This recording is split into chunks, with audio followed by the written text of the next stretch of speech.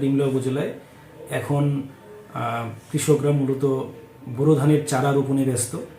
আমরা এবছর 11,287 হেক্টর জমিতে বোরো ধান আবাদের লক্ষ্যমাত্রা নির্ধারণ করেছি এবং এই লক্ষ্যমাত্রা অনুসারে আমাদের প্রায় 650 হেক্টর জমিতে বীজতলা আবাদ হয়েছে।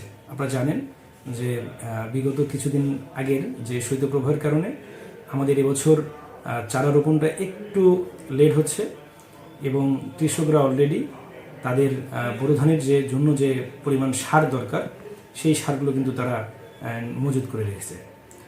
তাই আশা করি যে আমাদের এবছর কৃষকের বোরো ধান আবাদে কোনো প্রকার বিঘ্ন ঘটবে না।